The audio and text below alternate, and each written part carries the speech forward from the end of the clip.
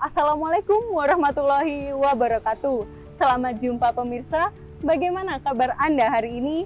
Saya doakan semoga kita semua sehat selalu dan berbahagia.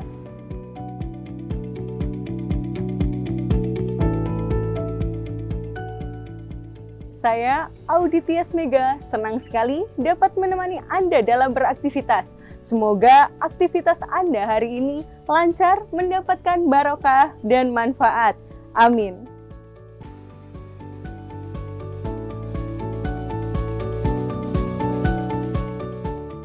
Baiklah pemirsa, Mimbar TV hari ini akan kami sajikan untuk Anda dan kami siapkan berbagai program menarik.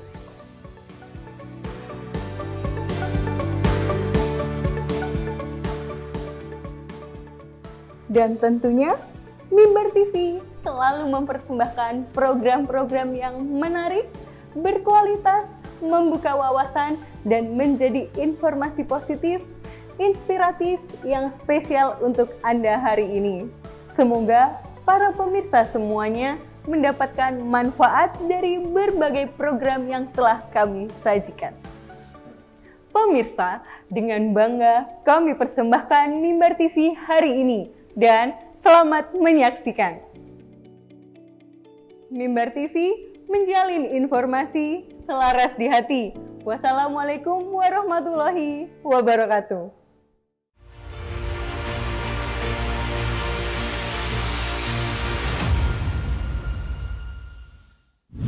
Assalamualaikum warahmatullahi wabarakatuh. Saya Kepala Bidang Pendidikan Madrasah Kantor Wilayah Kementerian Agama Provinsi Jawa Timur mengucapkan terima kasih pada hari ini saya hadir di Mimbar TV. Ini luar biasa. Kalau dulu kita mengenal MPA, ini berkembang mengikuti era digitalisasi, ini juga telah ada Mimbar TV.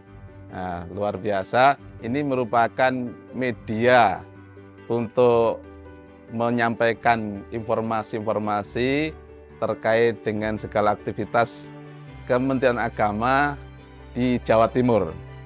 Dan saya sampaikan selamat untuk beraktivitas, selamat untuk berproduksi, khususnya kepada madrasah. Jika memiliki sesuatu yang perlu ditayangkan, di branding, nah, silahkan bisa menghubungi ke Mimbar TV. Misalnya terkait dengan profil madrasah, terkait dengan prestasi madrasah. Ini kesempatan yang terbaik dan saya sudah bicara dengan para kru, siap melayani di seluruh pelosok Jawa Timur. Hebat Mimbar TV, selamat untuk semuanya. Terima kasih. Assalamualaikum warahmatullahi wabarakatuh.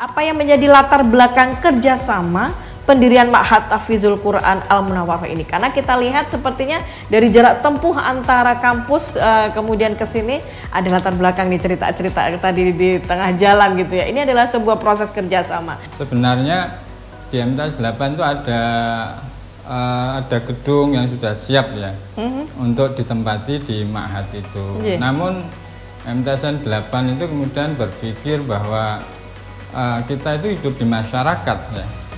Kegiatan apa saja Bu Nyai yang ada di Ma'had ini? Kegiatan yang terjadwal, ada kegiatan harian. Begitu. Yang terjadwal ini misalnya seperti penerimaan santri baru. Assalamualaikum warahmatullahi wabarakatuh. Pemirsa Mimbar TV dimanapun Anda berada, saya Ica Asifah kembali hadir untuk bisa menyapa Anda semua yang ada di rumah dan tentunya masih setia dengan kami Mimbar TV. Dan kita saat ini sudah ada di Ma'had Al-Munawwarah. Semoga saya tidak salah menyebut begitu. Dan ini adalah besutan dari MTSN 8 Kediri, dan kami sudah berada bersama dua narasumber kita yang sudah bersedia hadir di tengah-tengah kita. Yang pertama adalah Ketua Ma'had, yaitu Bapak Haji Khalil Rurrahman MPDI. Assalamualaikum Ustaz. Waalaikumsalam warahmatullahi wabarakatuh. Baik, ini adalah Ma'had Tahfizul Quran Al-Munawwarah dari MTSN 8 Kediri. Dan yang pasti kita akan coba menggali banyak informasi tentang bagaimana profil dan sebetulnya Ma'had ini eksistensinya seperti apa, begitu ya. Baik, terlebih dahulu kita akan kepada Ustadz Haji Khalil Rurrahman. Kita akan menanyakan salah satu kira-kira apa yang menjadi latar belakang kerjasama pendirian Ma'had Tahfizul Quran Al-Munawwarah ini. Karena kita lihat sepertinya dari jarak tempuh antara kampus kemudian ke sini ada latar belakang nih, cerita-cerita tadi di tengah jalan gitu ya. Ini adalah sebuah proses kerjasama. Seperti apa Ustaz? Terima kasih Bu Isa dan pemirsa Mimbar TV. Di MTSN 8 Kediri itu ada satu tradisi bagus, menjelang tahun pelajaran baru mesti ada rapat kerja ya. Nah, dan salah satu materi yang pernah diputuskan di rapat kerja itu adalah mendirikan Ma'had gitu. Dan dilanjutkan kemudian dengan ditunjuknya pengurus di Ma'had itu, dan saya oleh Ibu Kepala diserahi untuk menjadi ketua Ma'hadnya. Kami dalam satu tim itu kemudian berembuk, bermusyawarah. Sebenarnya di MTS 8 itu ada gedung yang sudah siap ya untuk ditempati di Ma'had itu. Namun MTSN 8 itu kemudian berpikir bahwa kita itu hidup di masyarakat ya. Madrasah ini kan ada di tengah masyarakat ya Bu Ica. Betul. Dan tidak boleh madrasah itu jauh dari masyarakat, karena kita adalah bagian dari masyarakat. Untuk itu setelah dilihat ternyata di sekitar MTSN 8 ini ada pondok pesantren gitu. Dan namanya pondok pesantren Miftahul Huda itu. Akhirnya kita putuskan bahwa kita tidak mendirikan sendirilah, kita coba kerjasama dengan pondok pesantren Miftahul Huda, dan rencana itu ternyata gayung bersambut. Nah, gitu terus kita diskusi dengan pihak pondok, dan akhirnya melahirkan satu kesepakatan, kita akan membuka Ma'had, dan namanya persis seperti yang Ibu Isa sebut tadi, yaitu Ma'had Tahfizul Quran Al-Munawwarah. Begitu. Ya. Jadi Al-Munawwarah ini Ma'had kerjasama antara pondok dan madrasah itu, dalam rangka untuk memenuhi kebutuhan masyarakat. Mereka butuh tafakuh fiddin, butuh pendalaman agama ya.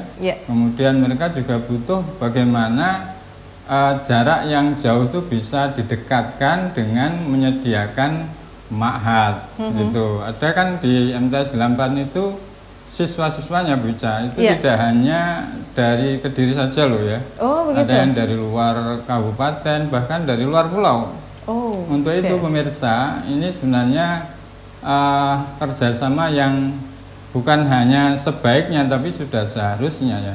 Karena dalam rangka untuk mempermudah akses pendidikan dan kemudahan bagi siswa yang mungkin rumahnya jauh, atau bahkan tadi untuk pemahaman keagamaan gitu bisa dan pemirsa.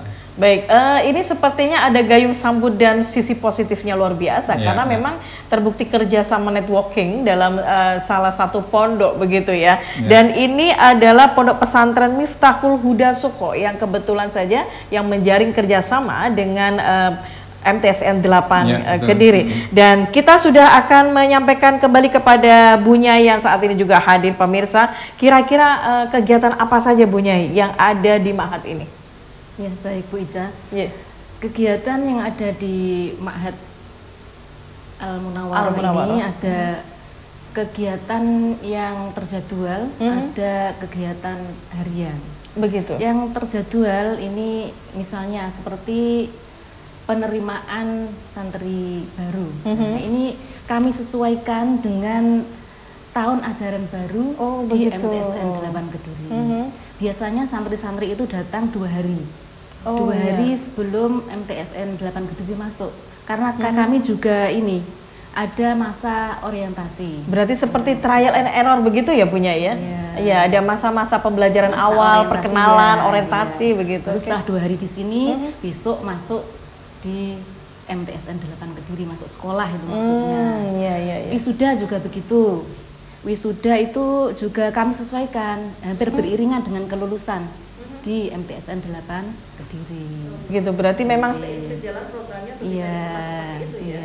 Ya, luar biasa. Ada tingkat kesulitan tidak punya ketika mengasuh pondok pesantren juga begitu. Kemudian sekarang mengasuh di Al-Munawwarah. Kira-kira ada yang perlu di-matchkan begitu ya? Karena kami juga punya ini, ada ustazah yang selalu standby di sini. Oh begitu. Tapi saya setiap hari juga ke sini, ini mentori anak-anak untuk hafalan. Oh begitu, iya. Jadi memonitor secara langsung begitu ya. Baik, luar biasa sekali. Kira-kira ada kendala tidak ketika mengelola Ma'had ini dan sudah ditemukan solusinya seperti apa?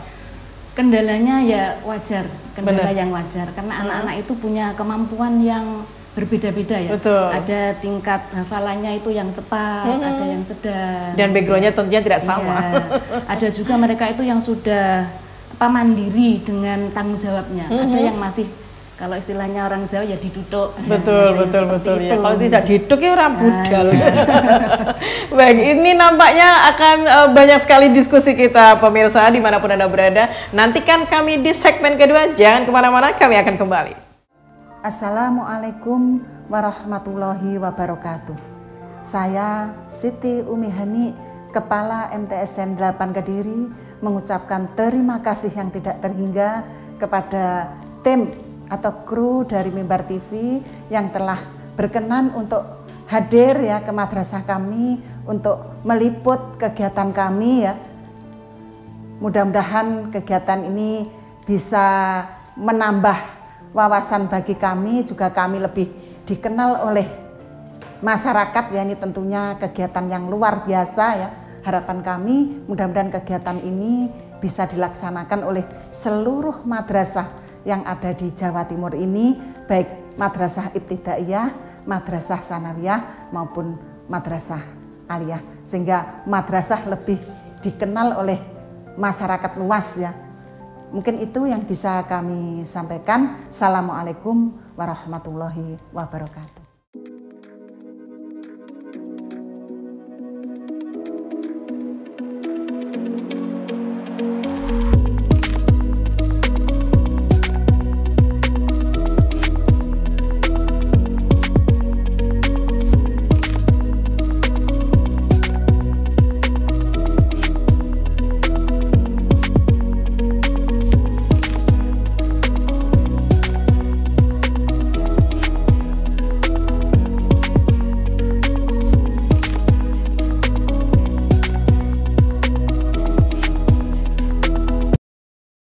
Baik, pemirsa, saya masih juga berada di Ma'had Tahfidzatul Quran Al-Munawwarah yang penting dan yang bagus untuk bisa kita eksekusi dan kita berikan kepada panjenengan semuanya pemirsa yang ada di rumah tentang sebetulnya Ma'had ini bentuk kerjasamanya seperti apa yang akan kita tanyakan kepada Ustadz Khalil. Monggo Ustadz, silakan. Baik, terima kasih Bu Isa dan pemirsa Mimbar TV. setelah kita sepakati ada kerjasama, maka kemudian secara teknis kita buat MOU ya, Memorandum of Understanding-nya, nota kesepahaman itu. Di dalamnya ada satu klausul bahwa kerjasama ini adalah kerjasama yang seperti simbiosis mutualisme, Bu, saling menguntungkan. Betul. Di mana MTS menyiapkan siswa-siswanya yang akan dididik dalam tahfidzul Quran, hafalan Quran ini, kemudian dari pondok disilahkan untuk menyiapkan tenaganya. Nah, kemudian kerjasama ini berlanjut ketika nanti kalau ada masalah diselesaikan bersama, kemudian kalau ada event-event juga digarap bersama, gitu bisa. Begitu, luar biasa sekali. Ini kalau misalkan ada event itu seperti apa, Ustaz? Ya, event misalnya siswa atau santri itu kemudian dikirim untuk lomba tahfidzul Qur'annya, atau pada event tertentu siswa itu mengisi acara-acara di televisi atau di radio gitu ya. Kita siapkan untuk itu. Ma'had diharapkan nanti bisa menyiapkan materinya, pelatihannya dan sebagainya. Sampai dengan detik ini, adakah target yang harus dipasang begitu di Ma'had ini? Satu santri harus bisa menghafalkan sekian, misalkan begitu, dalam kurun waktu yang sekian. Apakah ada progres seperti itu, Ustaz Khalid? Ya, baik. Jadi pendidikan kita itu pendidikan yang humanity ya, gimana memanusiakan manusia. Artinya setiap manusia punya keunikan, punya bakat, minat, dan itu kita wadai gitu. Kalau target mesti ada, tapi mereka mencapai target itu mesti sesuai dengan kemampuannya. Betul, gitu. betul. Jadi misalnya pada pengalaman yang sudah kita lihat bahwa ada siswa selama 3 tahun itu mencapai 10 juz, ada yang 8, ada yang 9, sesuai dengan kecepatan masing-masing Bu Ica dan pemirsa ya. Ini karena kita tidak hanya di program ini tidak hanya untuk tahfidz saja, sebab untuk mencapai tahfidz itu masih melalui satu proses ya. Kalau boleh saya sebut ada 5 itu prosesnya. Yang pertama tilawah dan taksin, kemudian yang kedua tahfidz, yang ketiga itu baru tafhim, kemudian tanfidz, baru ta'lim. Kalau itu sudah dilalui, misalnya orang kalau ingin tahfidz tadi tahap kedua ya Bu Ica ya, dan pemirsa, itu harus melalui tilawah dan taksin dulu. Dia harus bacaannya bagus. Ada verifikasi. Betul. Jadi dia tidak boleh hafalan ketika bacaannya belum bagus, karena nanti akan memberatkan ya. Sehingga proses ini proses yang tertib, tidak boleh dilalui sebelum yang pertama misalnya tercapai. Nah, setelah misalnya dia tilawahnya sudah bagus, tahsinnya bagus, maka boleh baru tahfidz, menghafal. Nah, proses menghafal itu juga ada prosesnya juga Bu Ica dan pemirsa ya. Untuk bisa menghafal harus ada tikror, ada pengulangan dan seterusnya berkali-kali. Bahkan kita tidak akan menambah jika hafalannya itu belum lancar. Betul. Kalau misalkan membaca Al-Quran atau dijilid begitu kan, tidak naik halaman dulu, begitu kan? Betul. Harus stagnan di situ. Ya nggak ada masalah sebetulnya kalau memang itu untuk demi kelancaran begitu. Betul, ya kan? Tapi ini mungkin beda dengan Ma'had atau pondok tahfidz yang lain ya Bu. Sementara ada yang mementingkan yang penting setoran dulu, meskipun belum hafal secara dari di luar kepala ya individunya. Setelah tahfidz itu baru ditingkatkan ke tafhim, pemahaman.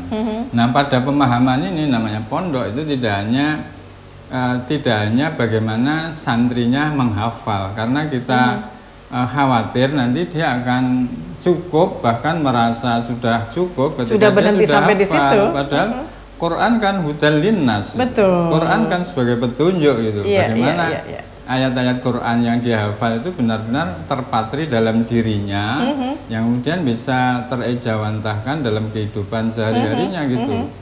Dan saya kira pemirsa juga tahu bahwa untuk tafhim ini perlu alat ya. Karena itu di Ma'had ini juga diajarkan bagaimana nahwu dan shorof, walaupun sederhana, juga diajarkan bahasa Arab sebagai aplikasinya. Betul, itu ya. Karena kita pengen apa yang dia baca dan dia hafal itu dia difahami. Walaupun mungkin baru tingkat dasar ya, namanya tingkat MTS, SMP itu ya sesuai kemampuan mereka. Betul. Baru kemudian kita tuntut bagaimana tanfidz yang keempat tadi bisa mereka mengamalkan sesuai kemampuannya. Betul. Misalnya pada ayat aqimis shalah liduluki Wa syamsi atis ila ghasaqil lail wa qur'anul fajr. Oke. Misalnya ayat ini harus dijawantahkan, santri-santri itu harus sholat 5 waktu secara tertib, kemudian selain tertib juga disiplin. Karena Qur'annya memerintahkan begitu kan Bu Ica ya? Iya, betul. Begitu gitu. sudah ada azan maka diletakkan semuanya dan segera berlari kepada Allah. Betul, siap. Iya, jadi memang pemirsa ketika kita memahamkan kepada Al-Quran, saya jadi ingat ketika di rumah itu kan juga ada santri-santri yang ngaji tuh Bu Nyai. Sehingga saya merasakan begini, Al-Quran ini bukan produk kita orang Indonesia, dan Al-Quran ini memang produk Allah Subhanahu Wa Taala secara langsung, dan ini bahasanya pun bukan dengan bahasa kita begitu ya, sehingga mempelajarinya itu tidak cukup 1 tahun, 2 tahun, bahkan 10 tahun pun tidak cukup untuk bisa memahami bahasanya saja. Setelah itu kita baru bisa menerjemahkannya seperti apa. Setelah menerjemahkan secara lughah, maka bagaimana kita bisa mentransfer ke dalam kehidupan kita sehari-hari. Saya pikir seperti itu, sehingga memang pembelajaran ini cukup banyak aplikasi-aplikasi yang perlu kita terapkan kepada anak-anak. Dan saya yakin pemirsa jangan kemana-mana, selebihnya seperti apakah Al-Quran ini akan bisa diterapkan di Ma'had, ikuti kami sesaat lagi.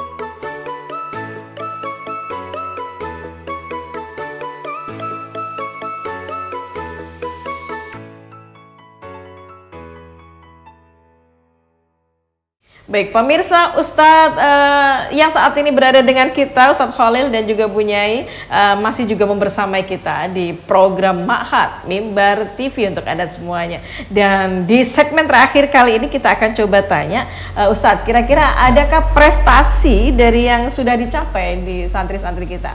Baik, terima kasih Bu Ica. Memang ini ukuran keberhasilan sebuah program ya, dan kami tidak menutup itu, sehingga ada banyak prestasi untuk anak-anak yang mondok di Ma'had sini ya, terutama sisi sesuai dengan bidang yang mereka geluti, yaitu tahfidzul Quran, hafalan Quran ya, baik tingkat kabupaten ya, atau yang lebih itu ada di tingkat anak-anak itu sudah didapatkan. Jadi secara formal setiap event yang di situ ada tahfidz, para pemirsa ya, kita ikuti agar walaupun misalnya belum berhasil tapi mereka punya pengalaman. Tapi dari sekian banyak yang kita ikuti ada beberapa yang sudah nyantol sebagai juaranya ya. Oke, yang ada di belakang ini ternyata bukan sekedar nyantol Ustaz.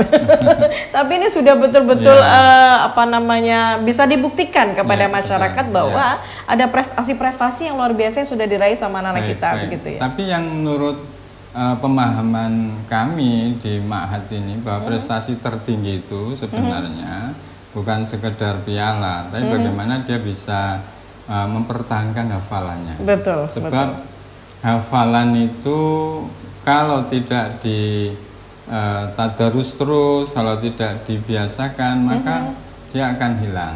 Betul. Dan kita akan beri semangat pada para santri bahwa hafalan itu akan terus menempel di hati, manakala tidak dibarengi dengan perilaku yang buruk atau maksiat ya. Karena katanya al ilmu nur, wa nurullah la yuhdali asib, gitu kan. Bahwa ilmu Allah termasuk Al-Quran ini tidak akan nempel pada diri seseorang yang dia melakukan kesalahan atau dosa, begitu bisa. Sehingga prestasi terbaik yang selain yang formal seperti ini bagi ma'had sini adalah bagaimana apa yang mereka hafalkan akan terus mereka miliki, bahkan tambah.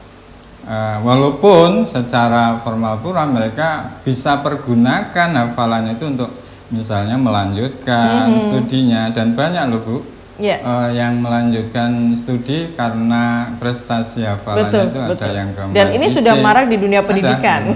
Ada yang ke MAN-IC, ada MAN-PK, dan madrasah-madrasah favorit lainnya. Betul, bahkan hingga perguruan tinggi pun ada yang dinilai dari hafal berapa juz begitu kan. Ini luar biasa ini kan. Baik, Bu Nyai, ketika sudah melihat ada sirkulasi kerjasama antara MTSN 8 Kediri bersama dengan Panjenengan, ini harapannya kepada ma'had kira-kira seperti apa? Baik Bu Ica, harapan kami dari ma'had ini kepada madrasah ya terus melanjutkan kerjasama yang sudah baik ini, dan tidak menutup kemungkinan ada kelas khusus yang dikirim, yang diwajibkan misalnya ya bermukim di ma'had. Kan selama ini yang mukim dari berbagai kelas, tidak ada kelas khusus gitu. Oh begitu, ya. Harapannya nanti ada kategori begitu ya. Kan dari kategori. Baik, Ustadz Khalil, harapannya Ustadz Khalil tentang madrasah kepada pondok seperti apa? Baik, selain juga berharap memang kerjasama terus ya, tapi kita pengen pada program-program yang akan datang ini ada peningkatan, yaitu kan kalau di madrasah itu ada materi Quran dan hadis ya. Nah, di situ lebih banyak bagaimana ilmu yang dipelajari itu sekedar transfer ilmu, tapi tidak sampai pada bagaimana pemahaman dan pengamalan.